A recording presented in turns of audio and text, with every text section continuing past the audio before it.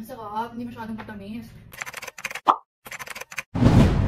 So, for today's video, samahan niyo ako mag-unbox ng ating electric juicer. Nabili ko sa Amazon for $15. Ayan, Black & Decker yung brand. So, itong juicer nito ay kaya niya hanggang 32 ounce yung liquid para mapuno. Tapos, yung isang araw, namitas tayo ng maraming orange.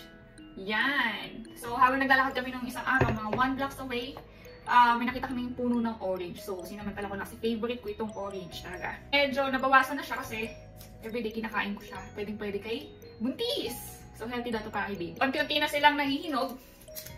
Bago pa mabulok, so, ginawa natin siyang juicer. So, anytime pwede ko siyang inumin. Sayang naman kung mabubulok lang yung ating orange.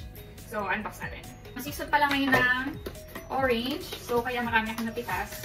So, kapag susunod na araw, pwede tayo mamitas ulit. Laki din yung aking na-save. Sa orange kasi kapag binili ko yan sa Robs, for 4 pieces na red, gantong size. Ito may malalaki pa, oh. Gantong size, almost 4 pieces, nakaka $10 ako. Almost $10. So, malaking savings ako na nakapitas lang tayo sa kapitbahay natin. Maliit lang yung cabinet niya, oh. Super liit. So, ito, nakikita natin, meron siyang ganito, pulp lid. Sa taas, may takip. Tapos dito mapupunta yung juice. Yan. So, try natin gumawa. Hugasan pa lang muna natin bago tayo gumawa ng juice. Tapos na natin hugasan yung lalagyan. Easy to remove lang yung kanyang cup.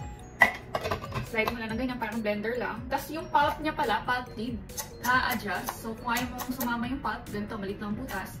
Tapos ito, kung gusto mo may pulp, kung sakaling may mahulog man, lakihan lang natin yung butas. So, try natin yung malaki kasi gusto ko may pulp yun. Ito pala, automatic, pag dinikit natin yung orange dito, iikot siya automatic. Hindi ko alam kung mayroon man to sa Pinas, pero sa US na bili namin. Ayan o, umiikot siya. So, let's try! Medyo matagal pala siya mag-juice. Nagkilit-kilit natin para madaling mag-juice. Mukhang natuyuan na yung ating orange cup. Sa araw ko pa kasi ito na itas. Ganito na yung itsura niya. Para lang ako nagkayod ng nyog. Yan. Tapos, ito na yung mga pulp niya na iwas itaas. Ito lang yung kalahati ng juice. Split na rin. Madami-dami na yung juice na ating nakuha. So, try pa rin. Madali lang pala siya gamitin. So, nakaka-enjoy gumawa ng juice. Sabi fresh fruits. At least hindi natin kailangan bumili ng mga kanikan ng juice. So, at least ito fresh at mas healthy. Nag-enjoy ako gumawa ng juice. Actually, first time ko lang gumawa nito. Kahit sa Pinas, hindi ko ito ginagawa. Unti-unti ko siya kinakain talaga. Actually, marami kami dito napipitas na fresh fruits dyan lang sa mga neighbors namin. So, magpapaalam lang kami. Kapag may gusto kaming pitasin, baka naman sila magalit kasi bawal. So, kung yung mga puno is nasa gilid lang ng kalsada or outside sa bakod ni neighbors, it's for free. Pwede mo siyang pitasin. Nag-reverse din pala siya.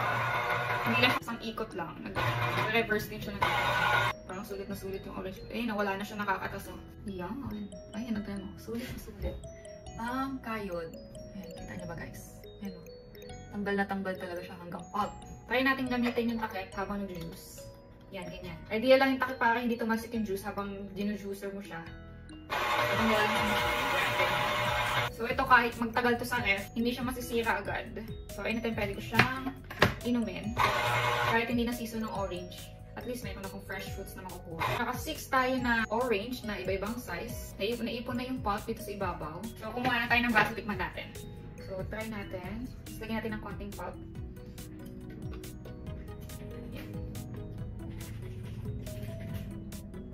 Masarap, hindi masyadong matamis. So that's it for today's guys. Don't forget to follow and like our page. Bye-bye!